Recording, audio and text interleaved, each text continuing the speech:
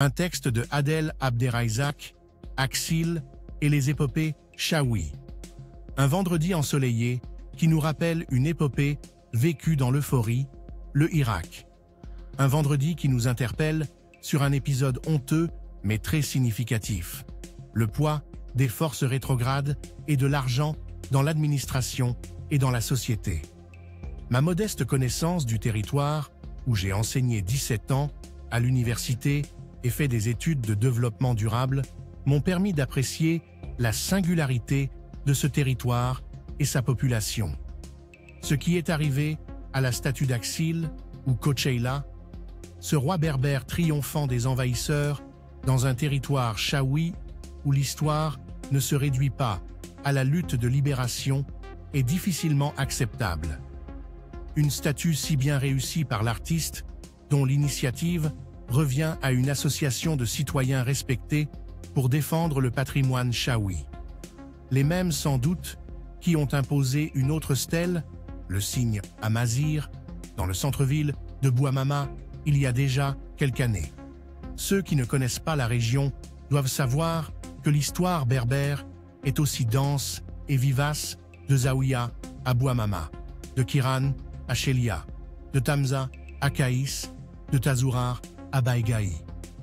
Des territoires qui ont enfanté Diya, la Kaïna, la reine guerrière de Baraï, les donatistes chaoui qui ont dirigé des jacqueries paysannes contre le césarisme romain, Koseila, Axil, qui a défait les envahisseurs venus d'Arabie, Hugues Benzelmat, le bandit d'honneur de Chelia, qui a été le Robin des Bois chaoui, les premières balles de la révolution anticoloniale et premier chouada, Abbé Lagrour et un peuple paysan et des montagnes dont on ne mesurera jamais suffisamment les sacrifices consentis.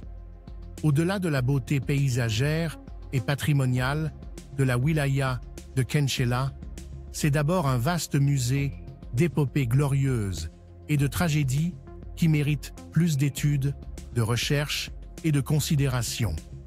Quand des jeunes prennent conscience de leur histoire, de leur identité et de leur culture ancestrale, la culture de l'article 120 des années 80 revient à la surface. Pensée unique, histoire unique, constante unique. L'administration se donne le droit d'être censeur envers un acte citoyen.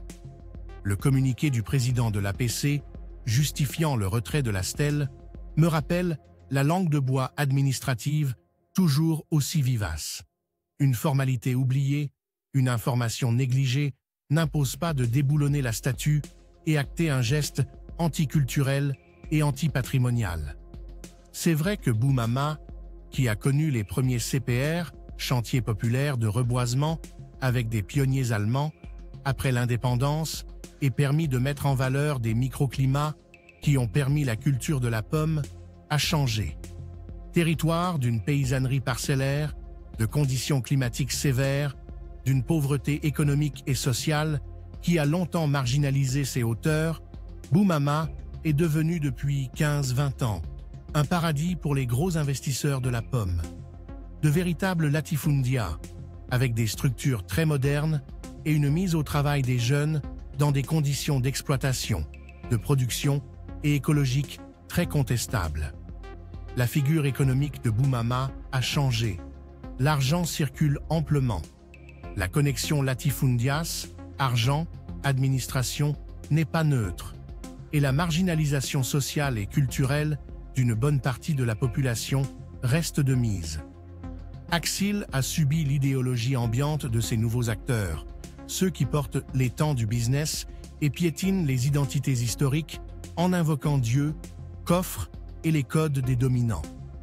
Je parie que Axil retrouvera sa place au centre de Bouamama, que l'ombre du Irak obligera les décideurs du coin à revenir à la raison et que la pensée unique n'a pas d'avenir dans un territoire qui s'est enfanté la pensée rebelle.